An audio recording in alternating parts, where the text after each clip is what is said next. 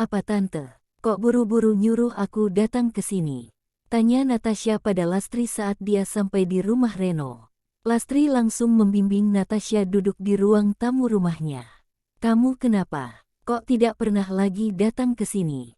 Kamu tahu nggak, Reno semakin dekat saja dengan perempuan kampungan itu. Ujar Lastri sambil menatap calon menantu idamannya itu. Natasha sedikit kikuk, dia sebenarnya takut Reno marah padanya perihal kejadian di pesta itu. Nggak kok tante, aku hanya sedikit ada pekerjaan. Makanya jarang kesini, jawab Natasha. Kamu harusnya lebih sering lagi mendekati Reno, biar dia mau kembali sama kamu. Tante tidak suka hubungan mereka semakin dekat. Kamu tahu tidak, Reno dan perempuan itu berencana untuk pergi bulan madu. Tante khawatir Reno semakin dekat dengan perempuan itu dan tidak mau bercerai dengannya. Tante tidak sudi jika harus punya menantu kampungan itu selamanya.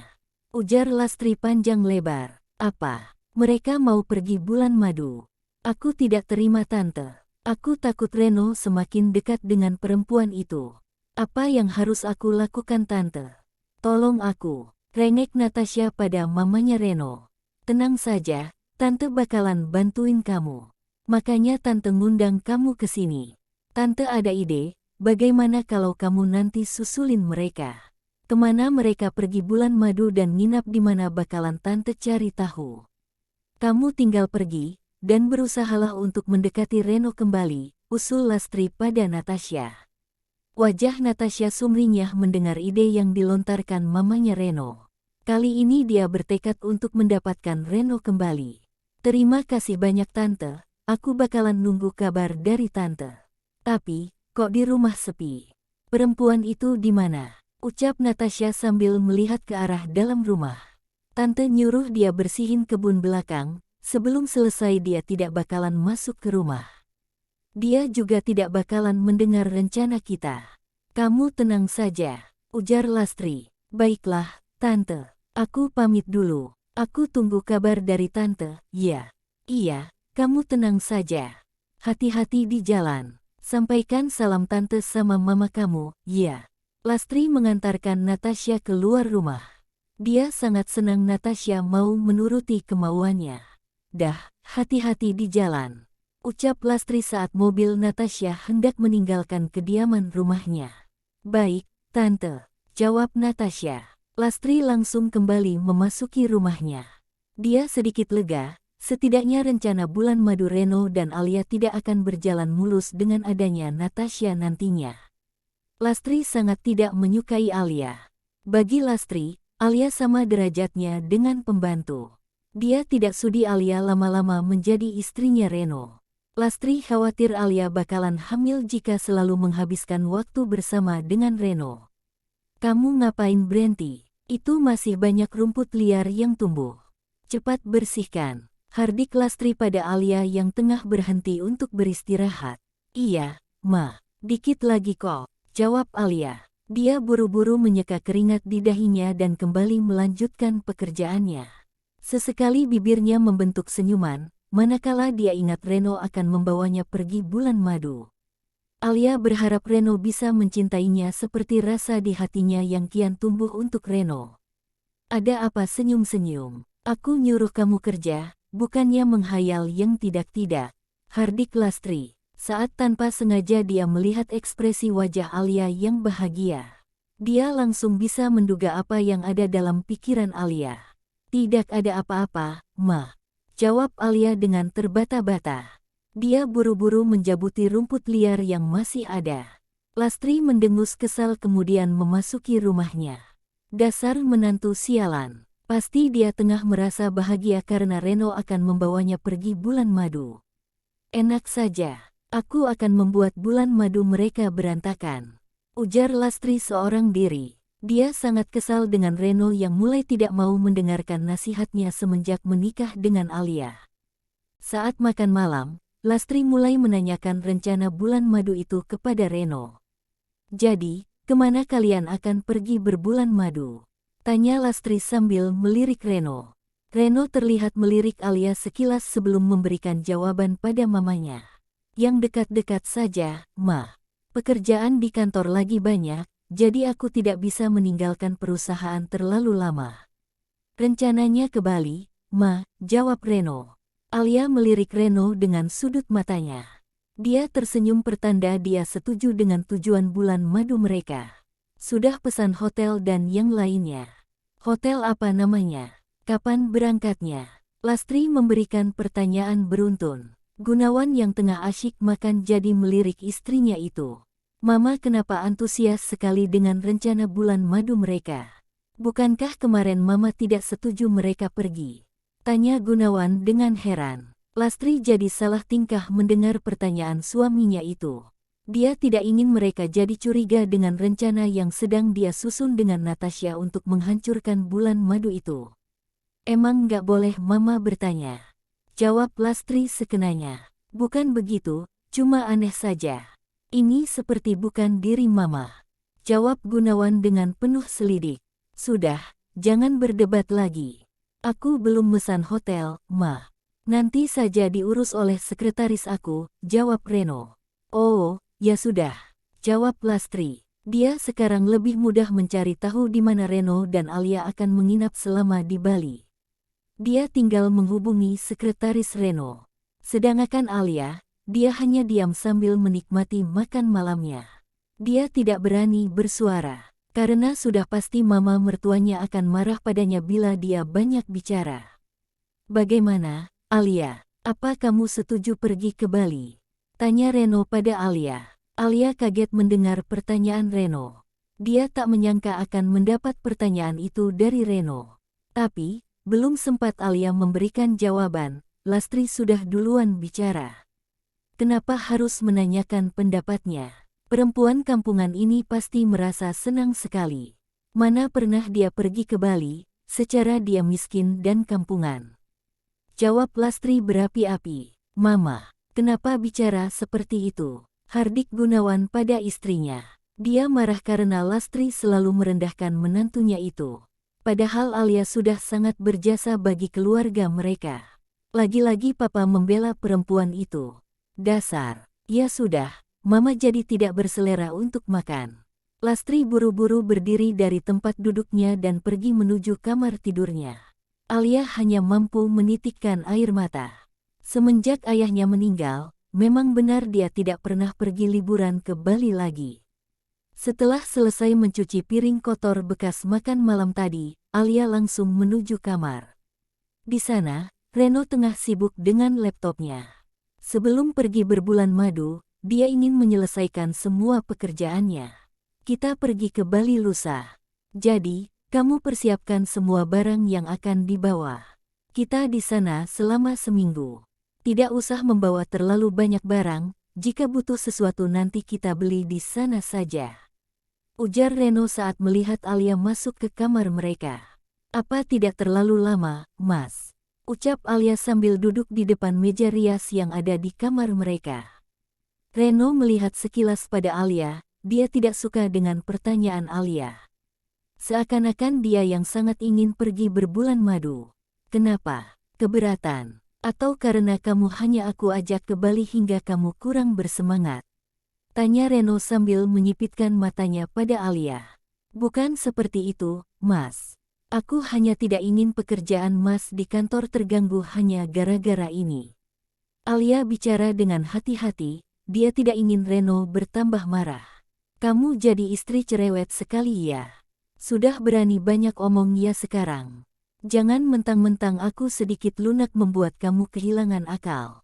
Jawab Reno dengan ketus. Maaf, Mas. Aku tidak bermaksud seperti itu, ujar Alia dengan takut. Ya sudah, sana. Aku masih ada pekerjaan, kamu tidur duluan. Baik, Mas. Alia lantas berdiri dengan perasaan sedikit bersalah karena bicara terlalu banyak pada Reno. Padahal sebenarnya dia hanya tidak ingin membuat Reno merasa terbebani dengan rencana bulan madu itu. Alia membaringkan tubuhnya di sisi ranjang yang lainnya, dia tak berani menghadapkan wajahnya pada Reno. Hingga dia memunggungi Reno yang tengah duduk di atas ranjang sambil bekerja dengan laptop yang dia letakkan di atas bantal. Kamu pikir aku siapa? Hingga memunggungiku. Sini, berbalik ke arahku. Ujar Reno tak terima dipunggungi oleh Alia. Alia buru-buru berbalik menghadap pada Reno, degup jantungnya berpacu tak beraturan. Selalu, suara Reno yang memerintahnya membuat nyali Alia menciut. Setelah Reno pergi bekerja, Lastri buru-buru menghubungi Aryo, asisten kepercayaan Reno. "Ada apa tante menghubungi saya?" tanya Aryo dengan heran saat menjawab panggilan telepon dari mamanya Reno. "Katakan, di hotel mana Reno akan menginap selama di Bali.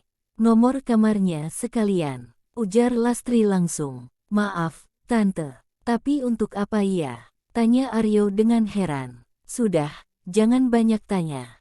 Katakan saja," perintah Lastri. Mendengar jawaban mamanya Reno, Aryo tak berani membantah. Dia sudah hafal betul sifat majikannya itu. Dengan terpaksa dia memberitahukan di mana Reno akan menginap selama di Bali. "Jangan katakan pada Reno kalau saya meminta kamu untuk mengatakan semua ini pada saya," ancam Lastri pada Aryo. "Baik, tante," jawab Aryo dengan perasaan khawatir. Dia tahu, mamanya Reno merencanakan sesuatu dengan semua informasi itu. Aryo sebenarnya takut terjadi sesuatu nantinya, tapi dia juga tidak bisa bicara jujur pada Reno. Setelah mendapatkan informasi itu, Lastri langsung menghubungi Natasha. "Mama sudah tahu di mana mereka akan menginap selama di Bali, kamu harus segera mempersiapkan diri. Mereka akan berangkat besok," ujar Lastri pada Natasha melalui sambungan telepon. "Benarkah? Baiklah tante, aku akan segera mempersiapkan diri. Terima kasih banyak ya, tante. Kalau bukan tanpa bantuan tante aku tidak akan bisa mendekati Reno kembali," ujar Natasha dengan suara dibuat sesedih mungkin. "Makanya, kali ini kamu harus berhasil. Kamu harus bisa mendapatkan kepercayaan Reno kembali, dan bikin dia benci pada perempuan kampungan itu. Tante benci sekali melihat dia sangat bersemangat untuk pergi berbulan madu," jawab Lastri dengan dongkol. "Baik, tante. Kali ini, aku akan berhasil. Tante tenang saja." Natasha berusaha meyakinkan mamanya Reno. Natasha menyunggingkan senyum tipis di bibirnya, sebuah rencana hebat sudah dia persiapkan agar bisa mendekati Reno kembali. Dia sangat yakin, yang akan menikmati waktu berduaan dengan Reno adalah dirinya bukanlah Alia. "Sini, biar aku yang membawa koper itu," ucap Reno saat melihat Alia kesusahan menarik kedua koper mereka. Alia menyunggingkan senyuman mendengar Reno ingin membawakan koper itu. Dia refleks menyodorkan kedua koper mereka. Tapi Reno malah hanya menarik satu koper dari tangan Alia. "Kamu pikir aku siapa? Mau membawakan koper milikmu?" ujar Reno sambil memperbaiki letak kacamata hitam yang dia gunakan. "Bukankah tadi Mas sendiri yang meminta koper ini?" Dahi Alia mengkerut melihat Reno yang hanya meraih koper miliknya saja. Ucapan Alia membuat Reno menghentikan langkahnya. Dia berbalik menatap Alia. "Kamu tidak seistimewa itu hingga aku mau membawakan barang milikmu. Sadar diri sedikit." Alia menatap Reno yang berbicara dengan suara sedikit lunak itu, tapi ucapan itu cukup memberi pukulan telak di hati Alia. Menyadarkan dirinya bahwa dia bukan siapa-siapa bagi Reno. "Maaf, Mas. Aku sadar diri kok." Alia menyembunyikan matanya yang mulai berkabut. Dengan susah payah dia mengendalikan diri, agar tidak menangis. Reno dengan santai mulai melangkahkan kaki memasuki bandara diikuti oleh Alia di belakangnya. Tapi, tiba-tiba dia berhenti, tatapan matanya tertuju pada sesosok perempuan yang akhir-akhir ini jarang menemuinya. Dia adalah Natasha. Alia yang berjalan di belakang Reno, sampai menabrak punggung Reno karena dia tiba-tiba berhenti seperti itu. "Ada apa, Mas?" Pertanyaan Alia itu membuat Reno berpaling pada Alia. "Tidak apa-apa," jawab Reno sambil kembali melihat ke arah tempat Natasha berdiri tadi. Tapi Natasha sudah pergi. "Apa aku salah lihat?" gumam Reno. "Maksud, Mas?" tanya Alia dengan heran. Dia tak mengerti dengan perilaku Reno yang tiba-tiba aneh. "Bukan urusanmu," jawab Reno dengan ketus. Natasha bersembunyi dari pandangan Reno. Dia kaget saat melihat Reno. Dia tidak ingin rencananya berantakan jika dia bertemu dengan Reno di bandara ini.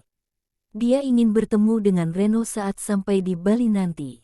Untung saja aku cepat bersembunyi. Jika tidak, bisa kacau semuanya. Gumam Natasha seorang diri. Dia buru-buru menaiki pesawat yang akan membawanya pergi ke Bali.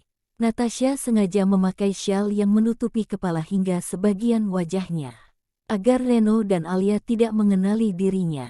Sedangkan Alia dan Reno, mereka juga mulai berjalan menaiki pesawat. Mereka tidak tahu bahwa saat itu mereka tengah menumpangi pesawat yang sama dengan Natasha. Natasha buru-buru memalingkan wajahnya saat Reno dan Alia tengah mencari tempat duduk mereka di dalam pesawat. Dia pura-pura membaca sebuah majalah agar wajahnya tidak terlihat oleh Alia dan Reno. Langkah kaki Reno dan Alia terhenti saat melihat sosok Natasha berdiri di depan meja resepsionis hotel yang mereka pesan di Bali. Wajah Natasha terlihat kebingungan, hingga membuat Reno sedikit merasa heran. Reno melangkahkan kakinya menghampiri Natasha yang tengah kebingungan. Sedangkan Alia, dia juga berjalan mengikuti langkah kaki Reno menghampiri Natasha. "Maaf Mbak, dompet saya hilang. Entah kemana, jadi semua uang dan ATM saya ikutan hilang. Saya sudah booking kamar hotel di sini, apa bisa pembayarannya besok saja?" tanya Natasha pada pegawai hotel. Natasha pura-pura tidak tahu bahwa Reno dan Alia tengah menghampiri dirinya. Sebenarnya dia tidak kehilangan dompet, semua itu hanyalah akal-akalan dia saja, agar Reno merasa kasihan padanya. Reno mendengar apa yang dikatakan oleh Natasha. Dia langsung merogoh saku celananya dan meraih kartu ATM-nya. "Bayar pakai ini saja," ujar Reno pada pegawai resepsionis. Alia berdiri tepat di samping Reno. Dia tak berani bicara sedikit pun, karena Reno akan marah padanya jika dia ikut campur. "Mas Reno," ujar Natasha dengan antusias. Dia langsung meraih tangan Reno dan hendak menyandarkan kepalanya di dada Reno. "Jangan seperti ini, hardik Reno. Untung ada kamu, Mas. Kalau tidak, aku tidak tahu lagi harus bagaimana," ujar Natasha dengan manja. Dia tak melepaskan genggaman tangannya pada Reno. "Kamu ngapain di Bali? Ada urusan apa? Kamu dengan siapa ke sini?" cecar Reno pada Natasha. "Aku sendirian ke sini, Mas.